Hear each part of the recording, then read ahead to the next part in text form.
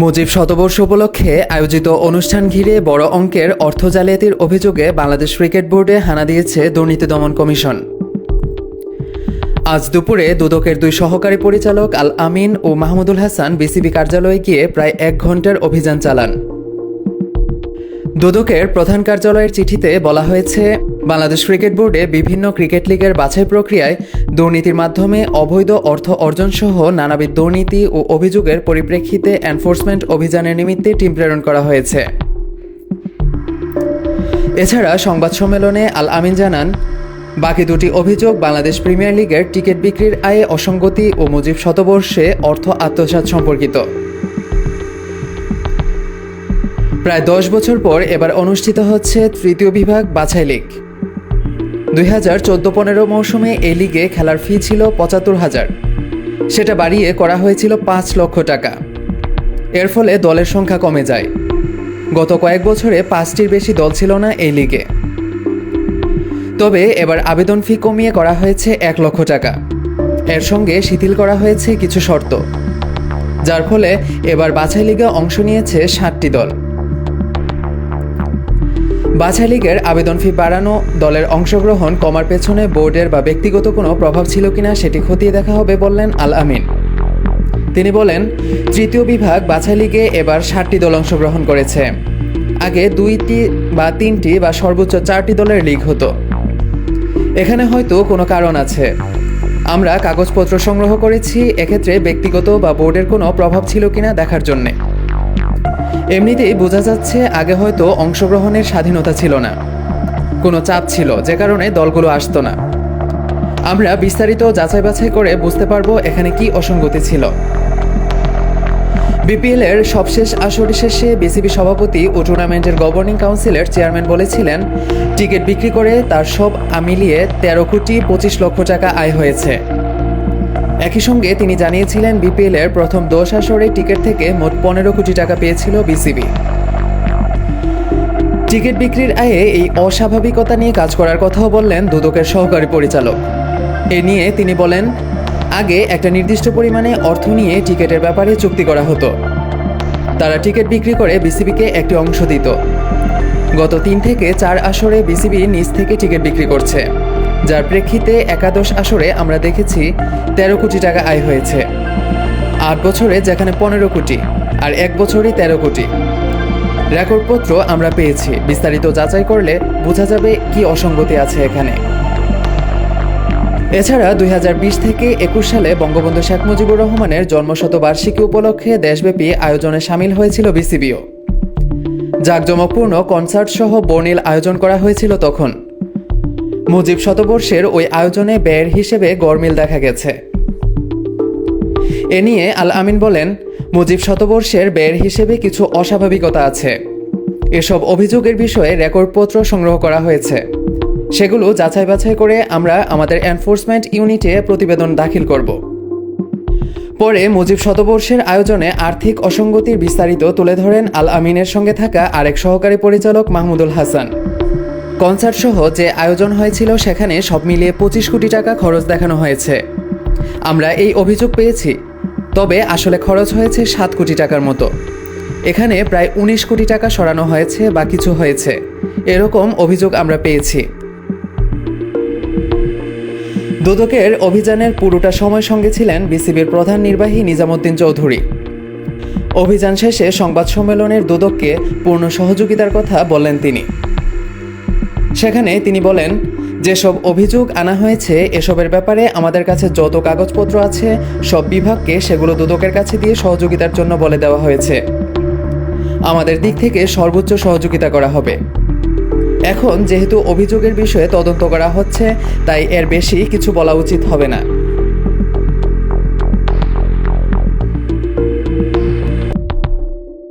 একটা সময় ছিল যখন পাকিস্তানের সবচেয়ে বড় ভরসার নাম ছিলেন বাবর আজম। তবে সোনালী সময়ের সেই ফর্ম এখন সুদূর অতীত। বাবর নিজেকে হারিয়ে খুঁজছেন এখন। সব মিলিয়ে তার ফর্মটা এখন পাকিস্তানের মাথা ব্যথার কারণ হয়ে দাঁড়িয়েছে।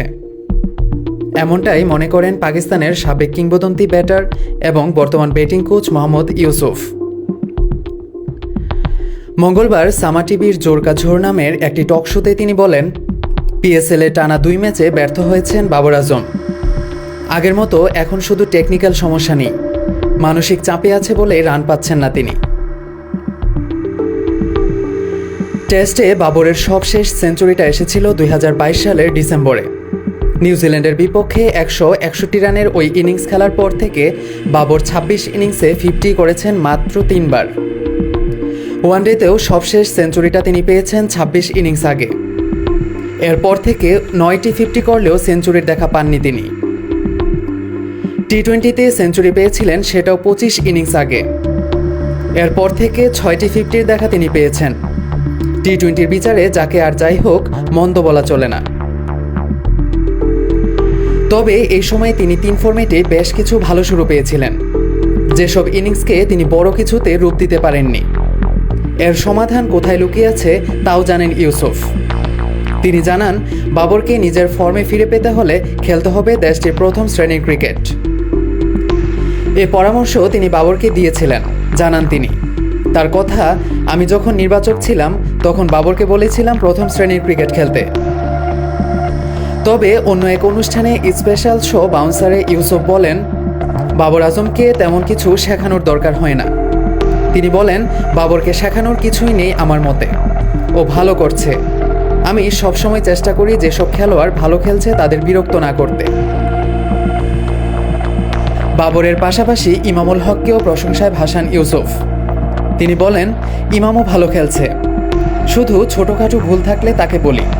যারা ভালো পারফর্ম করছে তাদের আমি বেশিক্ষণ কিছু বলি না। পাকিস্তানের দুর্বল মিডল অর্ডার নিয়েও কথা বলেন ইউসুফ। তিনি বলেন, মিডল অর্ডারের জন্য সিঙ্গেল নেওয়া খুব গুরুত্বপূর্ণ।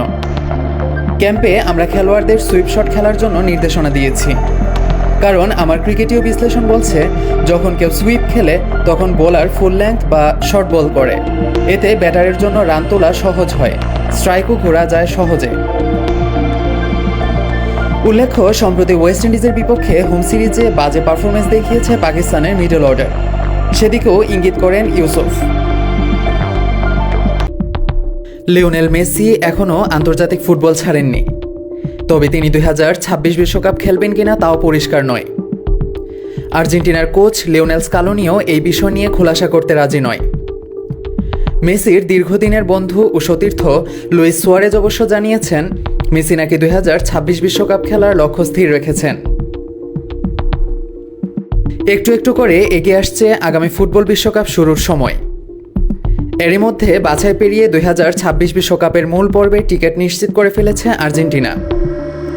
এই আসরে দলটির প্রাণভোমরা লিওনেল মেসিকে দেখা যাবে কিনা তা নিয়ে প্রশ্ন আর জল্পনাও থেমে নেই। তার ক্লাব সতীর্থ ও ঘনিষ্ঠ বন্ধু লুইস সুয়ারেজ বলছেন, শিরোপা ধরে রাখার অভিযানে নামার ইচ্ছা আছে আর্জেন্টিনার অধিনায়কের। আগামী জুনে মেসির বয়স হবে 38। ইদানিং চোটও বেশ ভোগাচ্ছে তাকে, তবে মাঠে নামলে ঠিকই নিজেকে মেলে ধরছেন তিনি। 2022 সালে কাতার বিশ্বকাপ জয়ের পর ফুটবলের এই মহাতারকার কেরিয়ারের ভবিষ্যৎ নিয়ে চলছে চর্চা। মেসির পাশাপাশি তার সতীর্থ এবং কোচদের নিয়মিতই এ বিষয়ে কথা বলতে দেখা যায়। এখন পর্যন্ত সমর্থকদের জন্য আশার প্রদীপ জ্বালিয়ে রেখেছেন সবাই। রেকর্ড 8 বারের ব্যালন ডি'র জয়ী তারকা নিজে অবশ্য এখনও নিশ্চিত করে কিছু বলেননি। স্পেনের সংবাদপত্র এল পাইসকে সম্প্রতি দেওয়া এক সাক্ষাৎকারে মেসির ইন্টার মায়ামি সতীর্থ লুইস সুয়ারেজকে জিজ্ঞেস করা হয় অবসর নিয়ে মেসির সঙ্গে তিনি কথা বলেছেন কিনা। এ নিয়ে লুইস সুয়ারেজ বলেন, না, আমরা কথা বলি মজা করে অনেকবার, তবে আগামী বছরের বিশ্বকাপে তার খেলার ইচ্ছা আছে। অবশ্যই জাতীয় দল থেকে দূরে থাকায় সেই ইচ্ছা তার চেয়ে আমারটা ফিকে হয়ে গেছে, কিন্তু আমরা এ নিয়ে এখনো কোনো কথা বলিনি। যুক্তরাষ্ট্র, মেক্সিকো ও কানাডায় যৌথভাবে অনুষ্ঠিত হবে এবারের বিশ্বকাপে মেসির খেলার ব্যাপারে নিশ্চয়তা অবশ্য দেননি উরুগুয়ের তারকা লুইস সুয়ারেজ। বিশ্বকাপে খেলার ব্যাপারে মেসি তাকে বলেছেন কিনা এমন প্রশ্নে সুয়ারেজের উত্তর, না না না, আমি তাকে জিজ্ঞাসাও করিনি। আমি জানি সে কেমন মানুষ এবং সেজন্য আমি এসব নিয়ে তার কাছে জানতে চাইনি, সময়ই সব বলে দেবে। মেসির অর্জনে টৈটুম্বুর ঝুলিতে অপূর্ণতা বলতে উল্লেখযোগ্য কিছুই নেই। আর্জেন্টিনার হয়ে গত বিশ্বকাপ সবশেষ দুটি কোপা আমেরিকা সহ ক্লাব ও দেশ মিলিয়ে সমৃদ্ধ কেরিয়ারের রেকর্ড 46টি ট্রফি তিনি জিতেছেন।